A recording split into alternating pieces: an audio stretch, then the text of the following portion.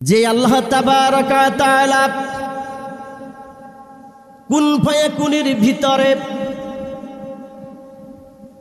সব কিছু করতে পারেন, ওই আল্লাহ তাবারক ওয়া তাআলা ছিলেন, আছেন, থাকবেন, ছিলেন, আছেন, থাকবেন, ঠিক কি ঠিক না? ওই আল্লাহ তাবারক ওয়া তাআলা বলেন, তোমরা যদি আমার শুকরিয়া আদায় করো, হে মানুষ, আমি আল্লাহ তাবারক ওয়া তাআলা তোমাদের শুকরিয়ার কারণে তোমাদের হালাতের পরিবর্তন করে দিবে। বলেন সুবহানাল্লাহ। हर हालात में शुक्रिया करते हो, सदा सर्वदाई यदि आपनी आमी अल्लाह ताबारक वा ताआलार शुक्रिया आदाय करी, अल्लाह रब्बुल आलामीनও আপনার কৃতজ্ঞতার কথা স্মরণ করে। বলেন সুবহানাল্লাহ। যাই হোক বন্ধুরা আমার, গভীর মনোযোগ। যেই আল্লাহ চোখের পলকের ভিতরে উল্টা পাল্টা করে দিয়ে অবস্থার পরিবর্তন করে, সিজনের পরিবর্তন করে, মানুষের পরিবর্তন করে, রিজিকের পরিবর্তন করে, সমাজের পরিবর্তন করে, করে কি করে না? সমাজের পরিবর্তন হয়ে যায়, মানুষের পরিবর্তন হয়ে যায়, আপনার সিরতের পরিবর্তন হয়ে যায়। যেমন আপনি এখানে আসছেন, যেই সুরত হয়েছে, যেই পরিবেশে আসছেন, মনটা কিন্তু অন্য পরিবেশের মতন হয়ে গেছে, ঠিক কি ঠিক না? এখনকার পরিবেশ আর এখনকার মন মানসিকতা বাইরের সাওয়ার দোকানের মতন হবে না, হবে। এখনকার পরিবর্তন, যেই পরিবর্তন কোরআনের কাছে আসলেই আল্লাহ পরিবর্তন করে দেয়, ইমানকে বাড়ায় দেয়, ইমানকে তাজা করে দেয়। যত সময় থাকবেন আপনার আমল নামায় প্রভু দয়াময় আল্লাহ নেকি লিখতে আছে। বলেন সুবহানাল্লাহ। তবে যে আল্লাহ তাআলা আপনাকে এখানে এনে কোরআনের কিছু কথাবার্তা শ্রবণ করার তৌফিক ইনায়েত করলেন, ওই আল্লাহ তাবারক তাআলা বলে, মানুষ রে তোরা বড় নেমখারাম।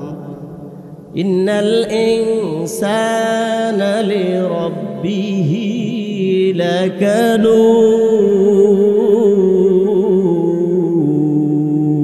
আল্লাহু আকবার বলেন।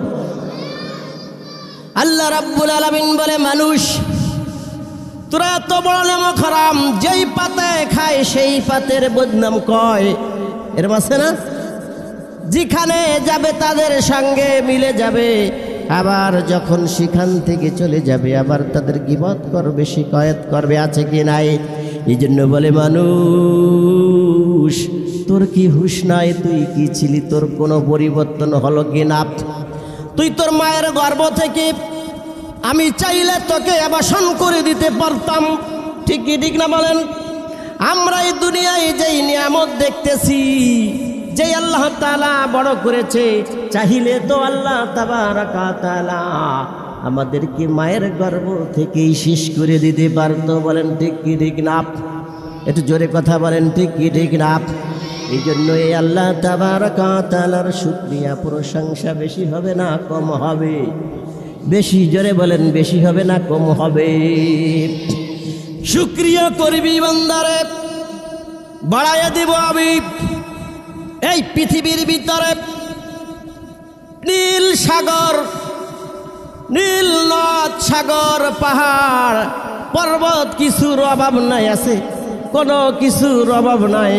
আমার আল্লাহ তাআলা বলে, যদি শুকরিয়া আদায় করিস হে বান্দা, আমারও ভান্ডারে কোনো কিছু অভাব নাই। আমি আল্লাহ তাবারক ওয়া তাআলা আমার ভান্ডার থেকে তোরে আমার হৃদয়ের স্তবন্ধন দিয়ে তোরেকে আমি এমন তোর হৃদয়কে ঠান্ডা করে দিব, তুই বুঝতে পারবি না কে আমার হৃদয়ে এই ঠান্ডা করে দিল। বলেন সুবহানাল্লাহ। যাই হোক বন্ধুরা আমার, রাসূল আকরাম সাল্লাল্লাহু আলাইহি ওয়াসাল্লাম বলেন, এ আমার পৃথিবীর মানুষেরা, এ আমার উম্মতেরা, যদি তোমরা 4টি জিনিস আমল করতে পারো তাহলে দুনিয়া এবং আখিরাতে তোমাদের আমি আল্লাহ ফাতাহা দান করে দেব, বিজয় দান করে দেব। বলেন সুবহানাল্লাহ। কয়টা? 4টি কাজ যদি আপনি আমি করতে পারি, হে মুসলিম ভাইরা, আল্লাহর নবী বলে 4টি আমল করলে পৃথিবীর ভিতরে আমি আল্লাহ তাআলা তোদের কোনো অভাব দিব না, অনাটার দিব না, কষ্ট দিব না, এবং আখেরাতে মৃত্যুর পরও তোর কোনো অভাব হবে না, অনাটার হবে না। 1 নম্বরে হলো হিফজু আমানাত।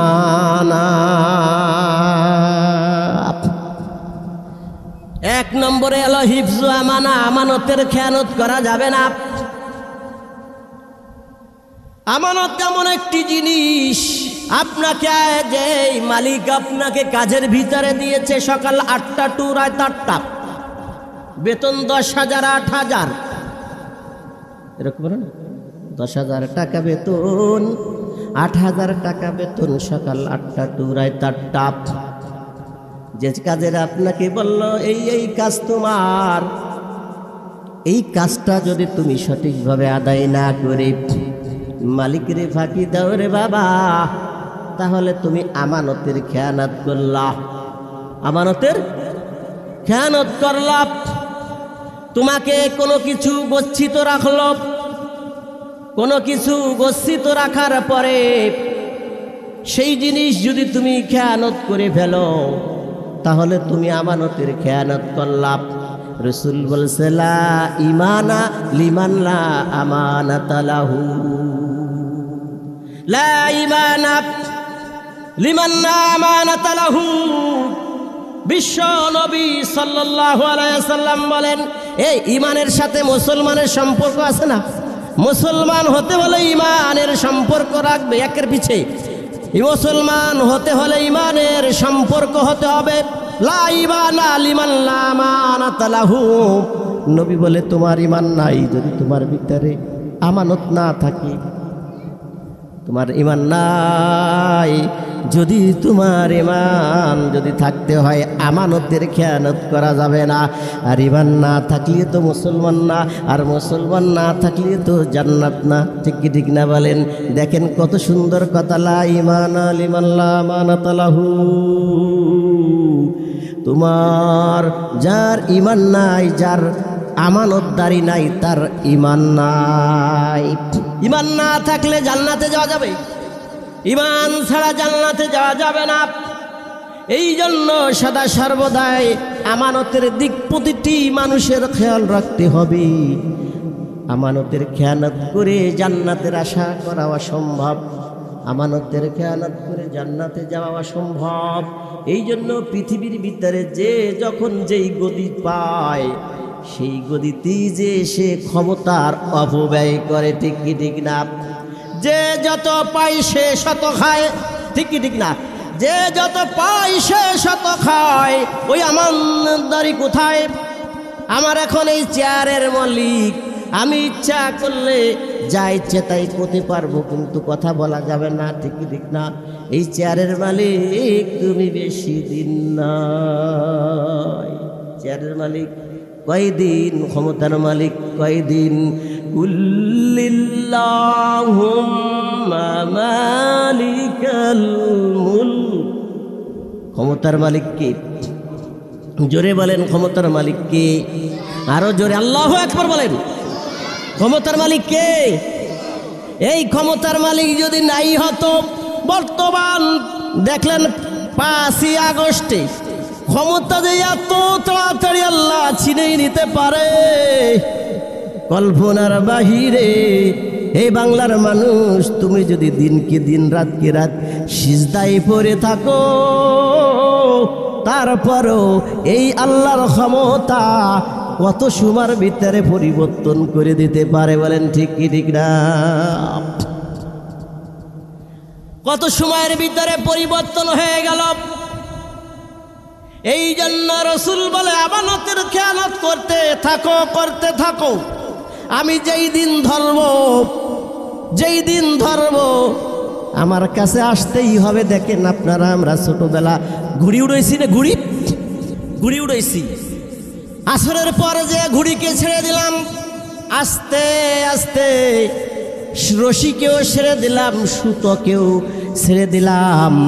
দেখবেন কিছু দূর যাওয়ার পরে কবি লিখেছেন, এই ঘুড়ির কথা আমি নিজে বলতেছি না, এই কবি লিখেছেন, এই ঘুড়ি বানা কর আকাশ মে উড়ায়া, ঘুড়ি বানাইয়া আকাশে উড়াই আমরা। উড়ানোর পরে দেখবেন ওই ঘুড়িটা এই রকমের করে আর ওড়ে, পিছে একটা লেজ থাকে না। এই ঘুড়ি কয় মালিক আমি কত উপরে আসছি, আমার আর পাবি না। কবির ভাষায় বলতিছে, এই ঘুড়ি কি বলে জানেন? এই ঘুড়ি বলতিছে আবার এই উপর দিক উড়োই দিলা, তুই রশি ছাড় দে, আমি উপরে যাচ্ছি। যাইতে যাইতে দেখবেন ঘুড়ি এই রকমের করে আর উপরে যায়, ঠিক না? এই রকমের করে আর উপরে যায়, এরকমের করে আর উপরে যায়। মালিক আস্তে আস্তে রশি ছাড়ে, দেখে আমার ঘুড়ি কত দূর উঠতে পারে। ওই আব্দুল্লাহর ঘুড়ি তো অনেক উপরে গেছে, আমি আমারটা আরো উপরে দেব। এরকম ঘুড়ির উড়ো হয় না, ঘুরে না যে কাড্ডা কত আসমানে যেতে পারে, কাড্ডা কত উড়ে উপরে যেতে পারে। ও বন্ধুরে আমার, বাবাজিরা, ওই ঘুড়ির ভাষায় ঘুড়ি বলতিছে, না না তুই যতই ছাড়িস না কেন, আমি যেইভাবে উপরে উপরে উঠছি আমাকে আর টেনে তুই নামাইতে পারবি না। আল্লাহু আকবার বলেন, আরো জোরে বলেন আল্লাহু আকবার। আসলে কি এই ঘুড়ির মনোমানসিকতা যেটা, এটা কি সঠিক? এটা সঠিক না। রশি মালিক মে হাত মে, রশির মূল গুড়ায় কেটা মালিক আছে না, রশির গুড়ায় মালিক। এই মালিক সন্ধ্যা যখন হয়ে যায় আর মালিকের এই আকাশের ঘুড়ির দিকে আর মনমানসিকতা নাই, বাসায় যেতে হবে। সন্ধ্যা হয়ে গেলে আস্তে আস্তে এই রকমের মোড়াইয়া ঘুড়ির সামনে নিয়ে আসে, ঠিক না? ওই ঘুড়ি তুই এত সময় যে নিয়াত করেছিলি আমি আর তোমাকে ধরা দিব না, আমি তোমার কাছে আর আসবো না। আস্তে আস্তে আস্তে আস্তে দেখবেন একেবারে 10 হাত 20 হাত, 10 হাত 20 হাত যখন হয়ে যায় ঘুড়িটা নামার জন্য, ওই সময় যে কি দৌড়ায় দেখছেন না, একবারে এদিক যায়, একেবারে ধরা দেবই না। বর্তমানে ইয়ে হলো যাওয়ার আগে কয় আমি যাব না। 3 বাহিনীকে খবর দে, কয় না 3 বাহিনীকে খবর দে, এরপরে যত পারিস গুলি মার, এই যত পারিস 3-4 বাহিনী সব খবর দে। এই 10 মিনিট 5 হাত 10 হাত আগে এই সময় এরম করতে আছে ঘুড়ি এই রকমের করে আর কয় না না না, আমার এখনো ক্ষমতা আছে, আমি এখন তোমার থেকে 20 হাত উপরে আছি, 40 হাত উপরে আছি। ও মালিক, তোমার হাতে আমি সফরদ হব না। 5 আগস্টে এরমই হলো, কয় আমি যাব না, আমি যাব না। আমার মাওলা কয় না না না না না না, যাবি না, তোর ক্ষমতা শেষ, আমার ক্ষমতা শুরু। আমি যেরম মালিকে ওই ঘুড়ি উড়াইবার জন্য রশি ছেড়ে দিয়েছিলাম, আমি ঘুড়ি উড়াইবার জন্য রশি ছেড়ে দিয়েছিলাম, এখন মাগরিবের সময় হয়েছে, মালিক আর তোরে উপরে রাখবে না। আল্লাহু আকবার বলেন, ঠিক না? ওই মালিক আর তোরে উপরে রাখবে না, ওই আকাশ দিয়ে তুই আর দৌড়তে পারবি না। এখন যতই করিস না কেন, মাগরিবের সময় হয়েছে, ক্ষমতা এখন মালিকের হাতে। কারণ রশির মালিকের হাতে নাকি বলেন, রশিটা কার হাতে ছিল? মালিকের হাতে। এই মালিক বলে না, তোরে তো আমি একটু ঢিল দিছিলাম, তোরে তো আমি একটু ঢিল দিয়ে দেখলাম কত উপরে যেতে পারিস। উপরে যাইতে যাইতে দেখি আমার পুরা নাফরমানি শুরু করছো। ঠিক কি ঠিক না? আরে নাফরমানি আমার এমন করে করছো, রাসূল বলেছে কিয়ামতের ময়দানে মানুষকে মারবে, সামনে গুলি দিবে, রক্ত ছটফট করে বাহির হয়ে যাবে, সারা এলাকায় রক্তে রঞ্জিত হইবে, কিন্তু এই মানুষটার একটু কষ্ট লাগবে না। আরে সে তো মুসলিম ভাই, অথবা সে তো মানুষ, ওর গা দিয়ে রক্ত ঝরতেছে, রক্তে লাল হয়ে গেল, কিন্তু ওই লোকটাকে গুলি করে ছুরি মেরে যিনি করবেন, যিনি দিবেন, ওর অন্তরে কোনো মায়া থাকবে না। কথা কন না কেন? মানুষ একটা পাখি মারতে গেলে তার ভিতরে মায়া লাগে। বিশ্বনবী বলছে এটা কিয়ামতের আলামত। মানুষ একটা পাখি মারতে গেলেও তার কষ্ট লাগে, কিন্তু মানুষ মারতে কষ্ট লাগে না। আরে ১,৫০০ বছর আগে বলছে, কবে বলছে? কথা বলে না, কবে বলছে? ১,৫০০ বছর আগে বলছে, এখন এই সময় সেই হাদিসের সাথে মিলে যাচ্ছে। কষ্ট হচ্ছে, কষ্ট হচ্ছে, ছেড়ে দেব। এই বন্ধুরা আমার, ওই হাদিস আর এই বর্তমান যুগে একসাথে মিলে যাচ্ছে না। মানুষকে মানুষ মারতেছে, তার ভিতরে একটু মায়া লাগতেছে না, অথচ একটা পাখি মারতে গেলে মায়া করে, একটা পশু মারতে গেলে মায়া করে। রসুল বলেছে কিয়ামতের ময়দানে, আরে কিয়ামতের আগে এমন অবস্থা হবে, মানুষ মানুষকে মারবে, ভিতরে একটু ভয় করবে না, অন্তরে ভয় করবে না, চোখে ভয় আসবে না, অন্তরে ভয় আসবে না, এমনভাবে মানুষকে অবিচারে মারা হবে। ঠিক কি ঠিক না? মরতেছে না সেরকম। এই জন্য বলতেছিলাম বন্ধুরা আমার, আমার ওই মালিকের কথা মনে আছে কিনা? ওই মালিক বলছিল, ওই ঘুড়ি বলছে আর নয়, আমি তো আস্তে আস্তে আস্তে আস্তে আস্তে আস্তে আস্তে রশি ছেড়ে দিচ্ছি, সুতলি ছেড়ে দিচ্ছি, দেখি তুমি কত উপরে যেতে পারো। এই বন্ধুরা আমার, সন্ধ্যার সময় মালিক কয় আর না, আর না, যদি হয় আরেকদিন উড়বো, যদি হয় কালকে যাব, আজ আর নয়, আজ আর নয়। যতই রশি টানে ঘুড়িতে এই রকমের করে, ঠিক কি ঠিক না? কিন্তু শেষ পর্যন্ত ঘুড়ি কি মালিকের কাছে আসে কি আসে না? বলেন, জোরে বলেন, আসে কি আসে না? এই জন্য বন্ধুরা, ওই ঘুড়ির রশির সাথে আমার মাওলার কথারও মিল আছে। আমার মাওলা কয় ছেড়ে দিলাম, ছেড়ে দিলাম, কর কর কর, পাপ কর, পাপ কর, পাপ কর, পাপ কর, গুনাহ কর, মানুষ মার, যা করবি তা কর, হুজুর কি ধরে যা ইচ্ছে তাই কর, হুজুর কি ধরে ভরে তো আনবি ছেড়ে মানুষকে দিয়া, যা হয় তা কর, কিন্তু রশি আমি মাওলার হাতে। যেই দিন আমি রশি টান দিব, পৃথিবীর সব বাহিনী এসেও তোর রাখতে পারবে না, পৃথিবীর সব বাহিনী গুলি করে তোরে রাখতে হবে না। যদি তোর কিছু সময়ের জন্য জান বাঁচাইতে চাও, পলাইয়া গেল ভাই, পলাইয়া যাও, ঠিক ঠিক না? কিন্তু পলাইয়া যাইবা কোথায়? আসমান আমার, জমিন আমার, এই বাংলাদেশ আমার, এই ভারত আমার, এই কলকাতা আমার, এই ইন্ডিয়া যত আছে, পৃথিবীর সব রাষ্ট্রের মালিককে, জোরে বলেন মালিককে, এই সব পৃথিবীর মালিক আল্লাহ। এই যে কয় আল্লাহ কয় পালাইয়া যাবি কোথা, নাই রে তোর সিথা, জিথাই যাইবি সেইখানি আমার জায়গা। ঠিক কি ঠিক না? ছেলে রাগ করছে, বাপ একটু গালি দিয়েছে, গালি দেওয়ার পরে ছেলে রাগ করছে, রাগ করে ফলাইয়া চলে গেছে মামার বাড়ি, নানার বাড়ি গেছে, নানার বাড়ি চলে গেল। সন্ধ্যা হয়ে গেল, মা বলে ওগো আমার প্রাণের স্বামী, সকালবেলা ছেলেটাকে রাগ করে তুমি দূরে সরাই দিলা, আমায় তো মা আমার তো আর মনে মানায় না, দেখো না ছেলেটা কোথায় গেল। খুঁজতে খুঁজতে খুঁজতে দেখা গেল ছেলেটা চলে গেছে নানার বাড়ি। কোথায় গেছে? ছেলেটা নানার বাড়ি চলে গেছে। বাবা গেছে চলে, বাবা তোমার মা কাঁদতেছে, তুমি সকাল থেকে তোমার মাকে দেখো না, তুমি কি খাইছো না খাইছো, চলো তোমার মা তোমাকে নিয়ে যেতে বলছে।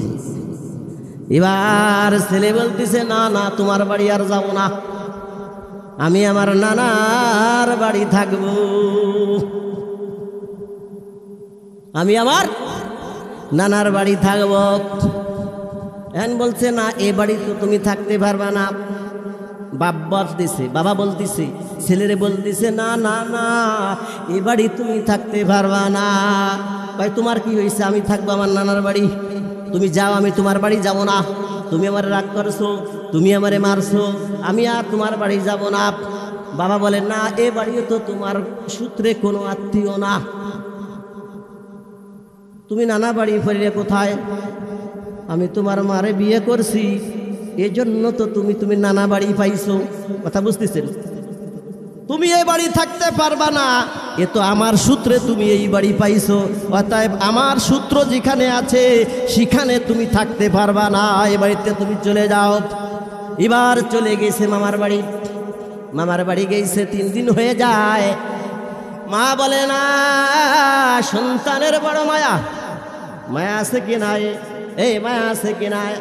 সন্তানের পরে দেখবেন অনেক রাগ করছেন, রাগ করার পরে ছেলেরে মারছেন, পরে মনটা যখন রাগ হয়ে যায়, মনটা যখন স্থির হয়, আহারে ছেলেটাকে কত মারলাম, ঠিক কি ঠিক না? নিজের মনকে নিজে তখন ছোটে হয়, আল্লাহ রাগের ছোটে মরছি, ছেলেটা কোথায় গেল, কোথায় খালো, কি করলো, এরকম হয় না? বাপের মায়ের মনে এরকম হয় না? মা বলতেছে, না আমার সন্তানটা তুমি আমার এনে দাও। আবার চলে গেছে মামার বাড়ি। মামার বাড়িতে বলতেছে, এই তুমি চলো, তোমার মা তোমাকে যেতে বলছে। বলছে, না এই বাড়িও থাকতে পারবো, আমি আর মামার বাড়ি আসছি, মামার বাড়ি আসছি, এ বাড়ি থাকবো না, তোমার বাড়ি তুমি চলে যাও, তোমার বাড়ি তুমি চলে যাও। বলতেছে, কেন? তুমি এ বাড়িও থাকতে পারবা না, তুমি এ বাড়িও থাকতে পারবা না, আমার মামার বাড়ি আমি থাকবো।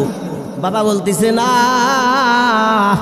এ বাড়িও তোমার জায়গা নয়, কারণ এই বাড়ি হলো আমার শালার বাড়ি বা সুমিনদের বাড়ি, তোমার মামা বাড়ি হলো কিভাবে? তোমার মায়েকে আমি বিবাহ করেছি, এই সূত্রে তো তুমি মামার বাড়ি পাইছো, অতএব এই বাড়িও তুমি থাকতে পারবা না। থাক, এ বাড়ি থাকবো না, এ বাড়ি চলে গেছে খালার বাড়ি। কোথায় গেছে? খালার বাড়ি চলে গেছে। খালার বাড়ি গেছে, এই একই সূত্র, বুঝতে পারতেছেন তো? আজ এই একই সূত্র, খালার বাড়ি গেছে, না এ বাড়িও থাকতে পারবা না, এ তো তোমার মায়ের বোন, আমার শালিকা, অতএব আমার সূত্রে তুমি এই বাড়ি আসছো বাবা, এই বাড়ি তুমি থাকতে পারবা না, এই বাড়ি তোমার জায়গা না। কই থাকলাম না, এই বাড়ি যাও, তোমার শালির বাড়ি আমি থাকলাম না, আমি শালির বাড়িও থাকবো না তোমার। এবার চলে গেছে ফুফুর বাড়ি। ফুফু তো আরে ধারে না। এবার ফুফুর বাড়ি চলে গেছে, 3 দিন হয়ে যায়, 4 দিন হয়ে যায়।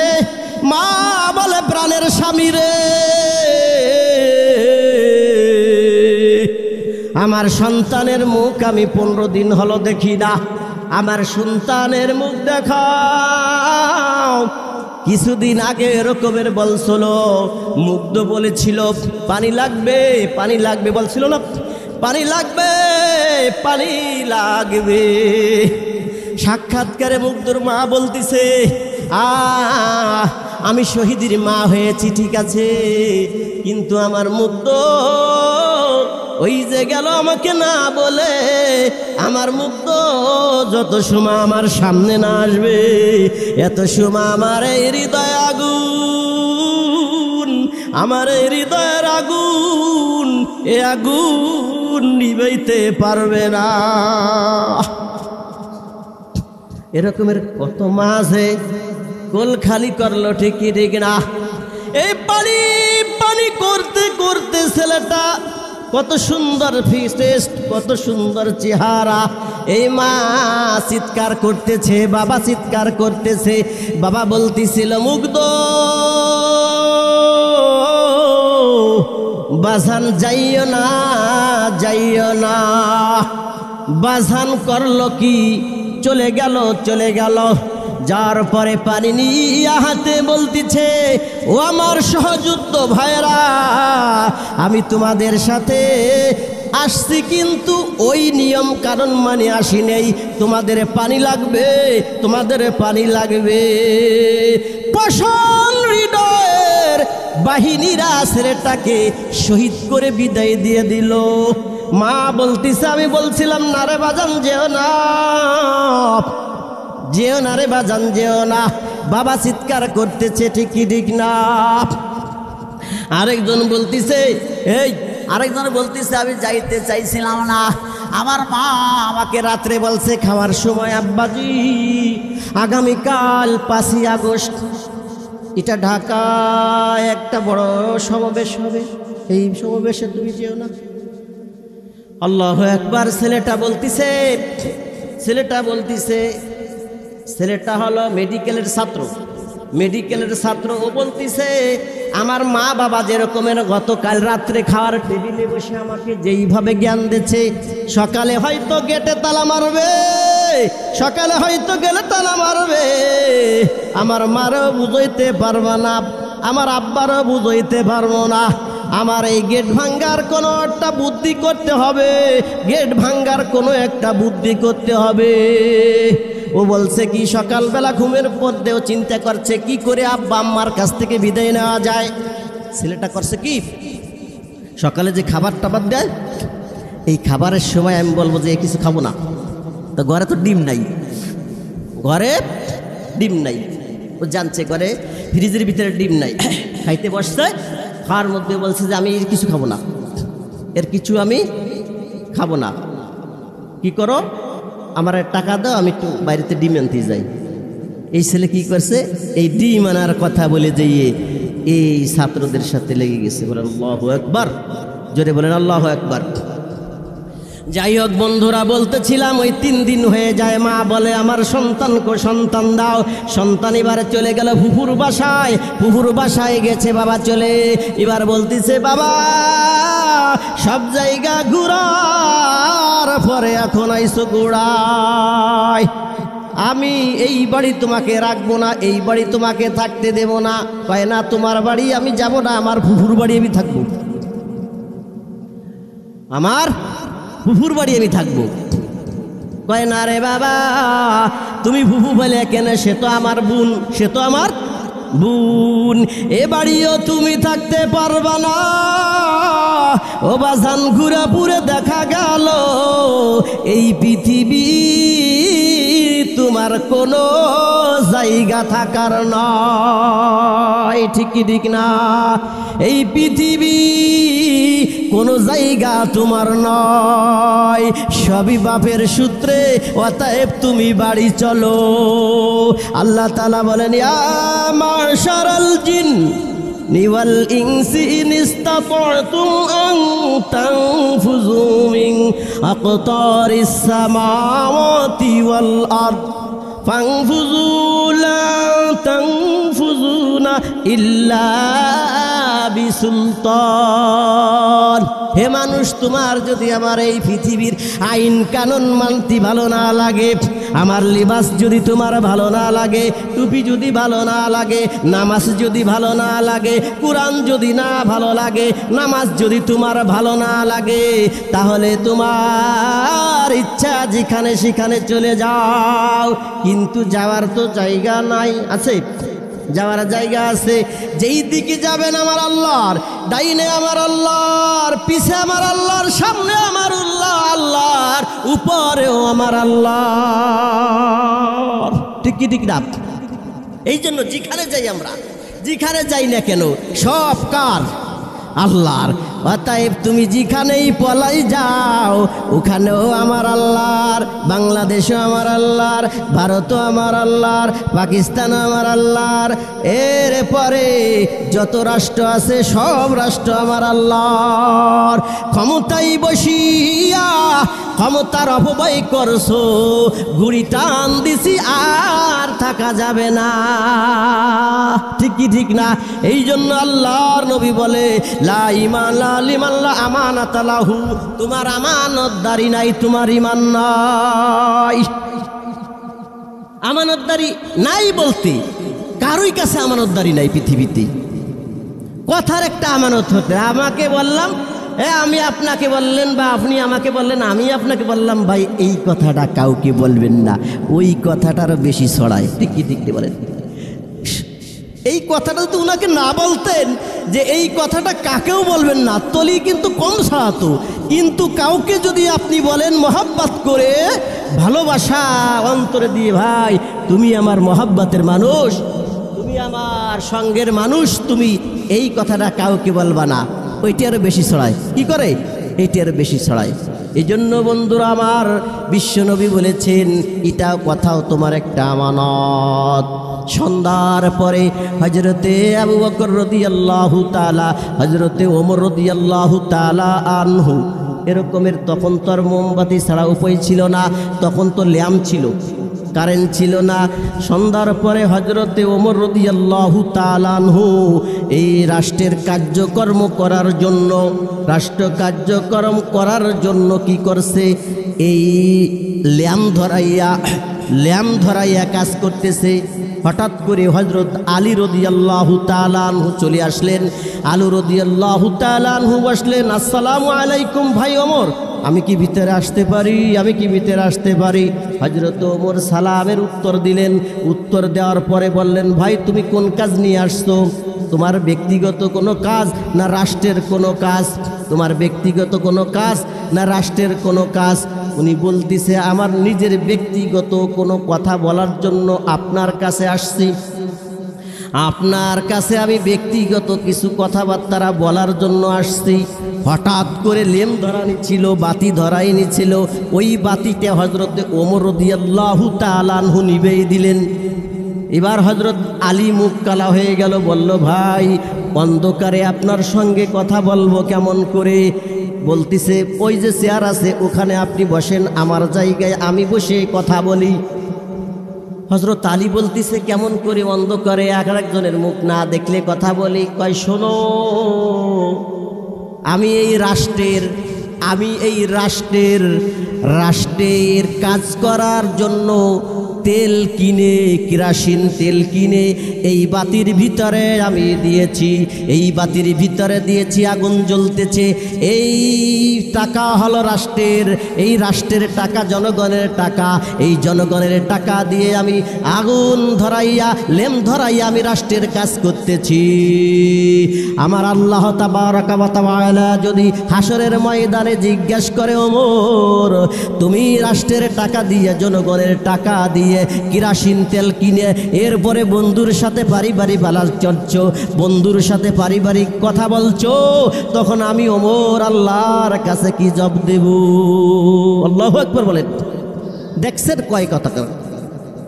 আমি যদি এই রাষ্ট্রের জনগণের টাকা দিয়ে 1 টাকা 2 টাকা বা যেই টাকা হোক না কেন কেরোসিন তেল কিনে এই বাতির ভিতরে প্রবেশ করাইয়া আগুন জ্বলাইয়া আমি রাষ্ট্রের কাজ করতেছি, যদি মহান আল্লাহ হাসরের ময়দানে আমাকে ধরে ফেলে, ওমর তুমি এই রাষ্ট্রের টাকা দিয়ে, জনগণের টাকা দিয়ে তেল কিনে লেম ধরাইয়া বন্ধুর সাথে আলোচনা করছো, জবাব দাও।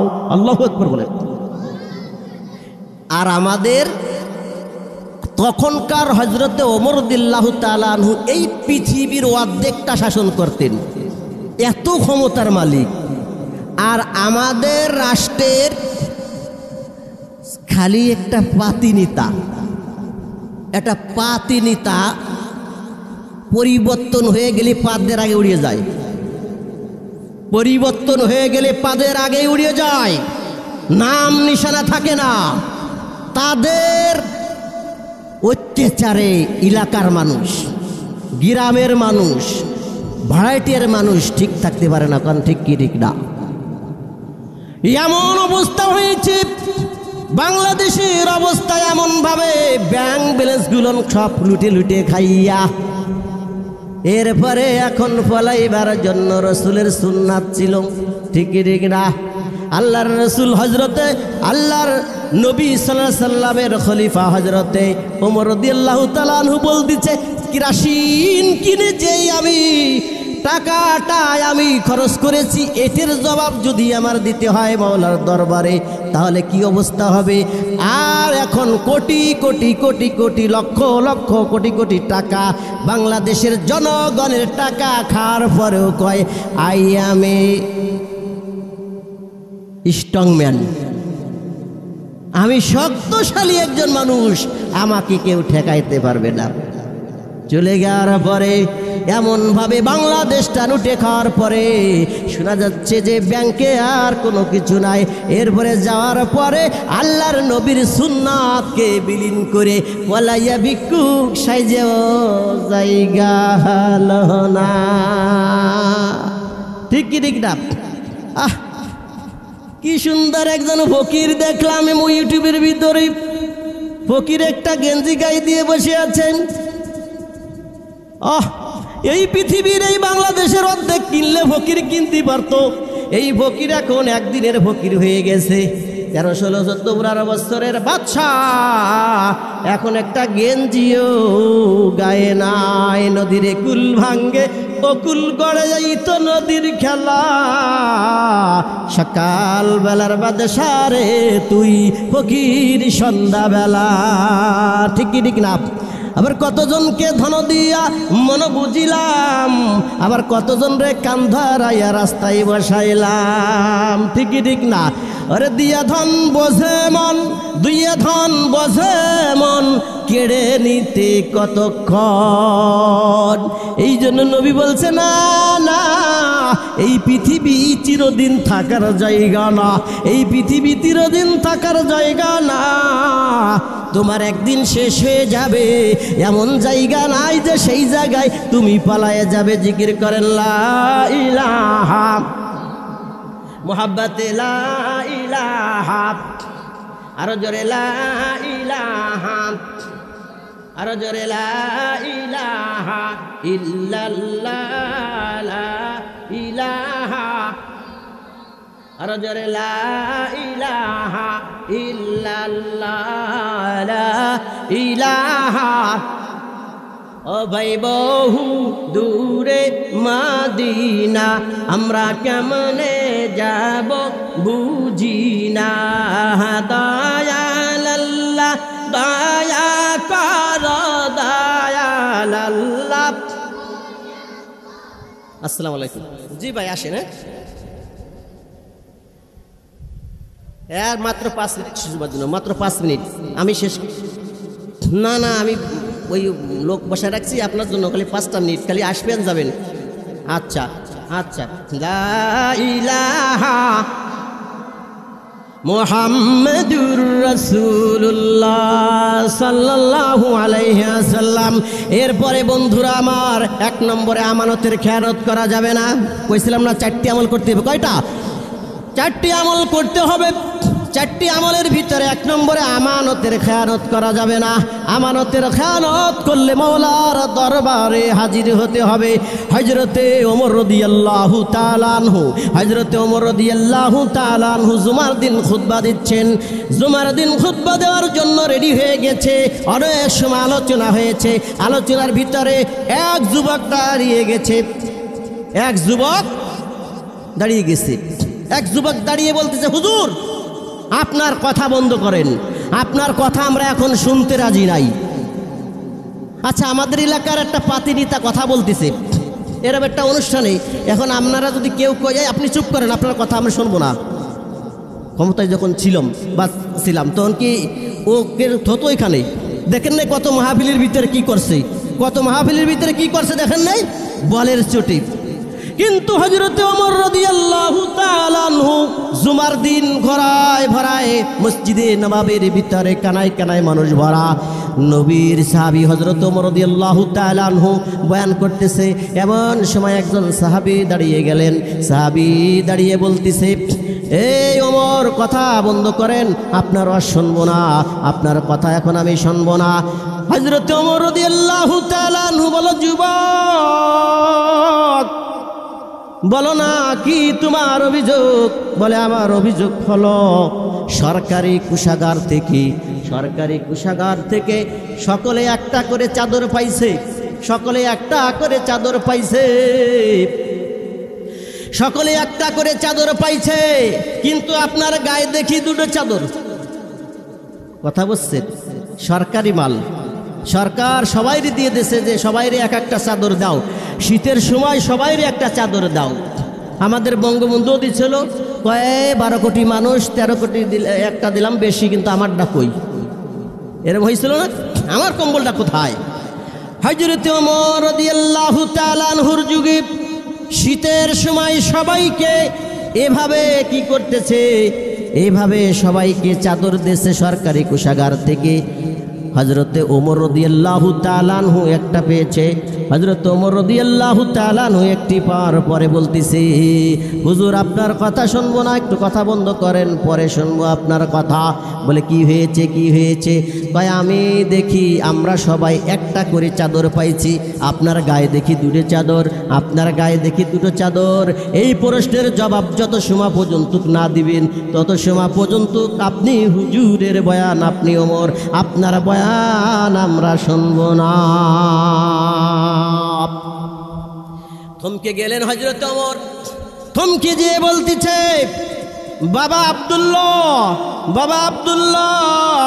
মসজিদে আসনি? তোমার বাবারে আসামি করেছে, তোমার বাবারে আসামি করেছে, তোমার বাবাকে আসামি করেছে যুবক। এই যুবকের কথার উত্তর তুমি দিয়ে দাও। আমার গায়ে দুটো চাদর কোত্থেকে আসলো?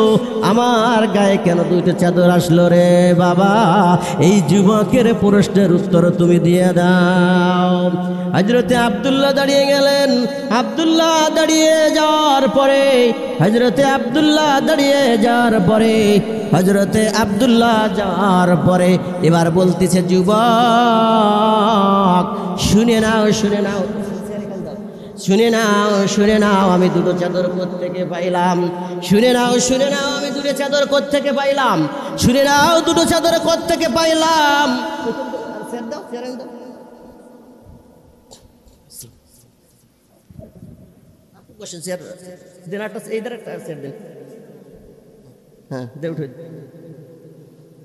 জিকির করেন, লা ইলাহা ইল্লাল্লাহ, লা ইলাহা ইল্লাল্লাহ, লা ইলাহা ইল্লাল্লাহ, লা ইলাহা মুহাম্মাদুর রাসূলুল্লাহ সাল্লাল্লাহু আলাইহি ওয়াসাল্লাম। হযরত ওমর রাদিয়াল্লাহু তাআলা আনহুর ছেলে হযরত আব্দুল্লাহ দাঁড়িয়ে গেছে, এ যুবক শোনো, আমার বাবার গায়ে দুটো চাদর কোত্থেকে আসলো শোনো। আকাশের অবস্থা তত ভালো না, এই কয়েকদিন হলো আকাশে রৌদ্র ওঠে না। আমার বাবা যান যেই জুব্বাটা গায়ে দিয়ে খুতবা দিতেন সকালবেলা, সেই জুব্বাটা আমার বাবা নিজের হাতে ধুয়ে দিছে, কিন্তু শুকোয় নাই। আজকে জুমার দিনে আমার বাবা হযরত ওমর কি গায়ে দিয়ে খুতবা দিবেন? তা আমি আমার আব্বাকে বললাম, বাবা আমার চাদরটাও তুমি নাও, আর তোমার চাদরটা গায়ে দিয়ে তুমি খুতবা দাও। বলেন আল্লাহু আকবার। হযরত ওমর রাদিয়াল্লাহু তাআলা আনহু বললেন, যুবক, ও যুবক, তোমার অ্যান্সার তুমি পেয়েছো কিনা, প্রশ্নের উত্তর পাইছো কিনা? হযরত ওমর রাদিয়াল্লাহু তাআলা আনহু খুতবা বন্ধ করা ছিল। এই সময় যুবক দৌড়ে চলে আসলেন হযরত ওমরের কাছে। আইসে এরকমের দুই হাত দিয়ে বললেন, হুজুর এখন আপনার কথা আপনি চালায় যেতে পারেন, আপনার কথা আপনি চালায় যেতে পারেন। আমরা যা ভেবেছিলাম তাই নয়, কোষাগার থেকে, সরকারি ঘর থেকে সবাই একটা করে চাদর পেয়ে দিয়েছে, কিন্তু আপনার গায়ে দুটো চাদর কেন? এই প্রশ্ন আপনাকে আমরা করেছিলাম, আমরা উত্তর পেয়ে গেছি। মাফ করে দেন, মাফ করে দেন হুজুর, আমাদের বুঝতেই বাকি নাই কেন আল্লাহ আপনাকে অর্ধ খলিফার মালিক বানাইছে। আল্লাহু আকবার বলেন, আরো জোরে বলেন আল্লাহু আকবার। এই জন্য ভাই, ক্ষমতা পাইয়া ক্ষমতার অপব্যয় করো। ওই যে রশি টান দিল মালিক, সারা বাংলার বাহিনীগুলো আইসে রাখতে পারলেন না, ঠিক কি ঠিক না? সমস্ত বাহিনী এসে বলে না না না ম্যাডাম, আই এম সরি, ওই যে আসতেছে লড়ি, লড়ি নিয়ে সব চলে আসছে। কথা বলেন না কেন? ক্ষমতার মালিক কে? আরো জোরে বলেন, ক্ষমতার মালিক কে? 5 মিনিটও সময় নাই, 45 মিনিট বাইন্ধে দিলাম। 45 মিনিটের ভিতরে আপনার ক্ষমতা ছেড়ে চলে যেতে হবে। আল্লাহ রাব্বুল আলামিনের ক্ষমতা যতদিন আপনি পেয়েছিলেন, ক্ষমতার অপব্যয় করেছেন। কোনো জায়গায় কোনো এমন কোনো কাজ নাই যে আপনার পরে সন্তুষ্ট আছে, ঠিক কি ঠিক না? হযরত ওমর রাদিয়াল্লাহু তাআলা আনহুর সময়ের যেই শাসন ছিল, নিজেও যেটা পড়তেন, খলিফা ওমর তার জনগণকেও সেটে পড়াইতেন। কিন্তু আমাদের বাংলাদেশের অবস্থা, বিভিন্ন এলাকার অবস্থা, যখনই সেই ক্ষমতা যায় ক্ষমতার অপব্যয় করে। কিন্তু এমন এক জায়গায় আল্লাহ টান দিল, ক্ষমতার ভিতরে জামাটাও নিয়ে যাওয়ার সুযোগ হলো না, ঠিক কি ঠিক না বলে? জামাটা নিয়ে যাওয়ার সুযোগ হলো না। ওই ভাইয়ের মতন একটা গেঞ্জি গায়ে দিয়ে পলাই চলে যেতে হলো। যার দাপটে, যার কথায় সারা বাংলাদেশের অর্ধেক নড়ত, অবশেষে সে ফকিরের বেশ দিয়েও যাইতে পারলো না। অতএব ক্ষমতার অপব্যয় করা যাবে? কথা বলেন না, ক্ষমতার অপব্যয় করা যাবে না। ক্ষমতার মালিক কে? আরো যারা বলেন ক্ষমতার মালিক কে? এখানেই কথা শেষ করতেছি যে সব ক্ষমতার মালিক কে? আল্লাহু আলা কুল্লি শাইইন কাদির।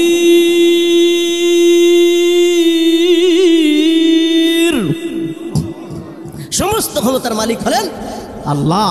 এজন্য বন্ধুরা, আমাদের আজকে এই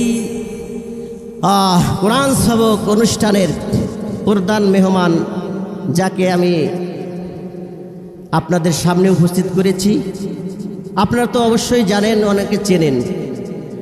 এখন আমার আরও অনেক কথা ছিল, সেদিকে যাব না, যেহেতু ওনাকে বিদায় দিতে হবে।